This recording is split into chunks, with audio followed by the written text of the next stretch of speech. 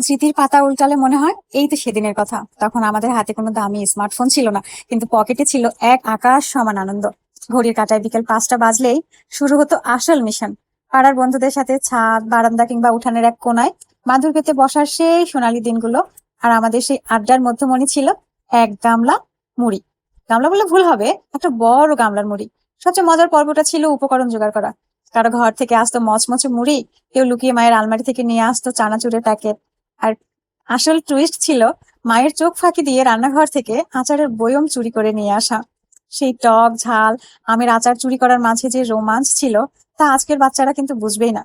পেঁয়াজ, কাঁচামরিচ, টমেটো কুচি করে কাটার পর যখন খাঁটি সরিষার তেলটা ঢালা হতো, সেই ঝাঁঝালো সুবাসে জিভে জল চলে আসতো। সবচেয়ে বড় যুদ্ধটা হতো মাখানোর সময়। গামলা থেকে কার হাতে কার আগে এক মুঠো মুড়ি যাবে, সেই প্রতিযোগিতা।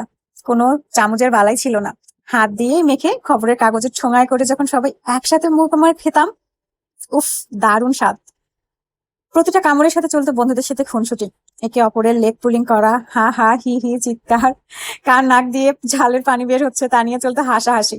কোনো কৃত্রিমতা ছিল না, ছিল শুধু একরাশ খাঁটি শৈশব। আজ হয়তো আমরা বড় হয়ে গেছি, শহরের যান্ত্রিকতা আমাদের টেবিলে পিৎজা, বার্গার এগুলো নিয়ে এসেছে, কিন্তু এক গামলা মুড়ি মাখাকে কেন্দ্র করে যে যৌথ সুখ ছিল ছোটবেলায়, ওই দিনগুলো আমরা ফেলে এসেছি। তা সত্যিই মিস করার মতো। আর আমরা যারা 90 দশকের আছি, তারা তো এই দিনগুলো বেশি মিস করি। কারণ যৌথ পরিবারের সুখ কি জিনিস, এই জিনিসগুলো আমরা 90 দশকের যারা আছি তারা খুব ভালো জানি। আমাদের শৈশবটা কেটেছেই এত সুন্দরভাবে।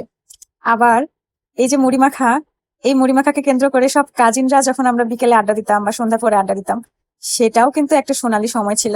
এখন সবাই হয়তো অনেক বেশি আমরা ব্যস্ত হয়ে গেছি, যে যার মতো করে ব্যস্ত থাকি, কিন্তু ওই যে স্মৃতি মনে থেকে গেছে। একটা মুড়ি মাখাকে কেন্দ্র করে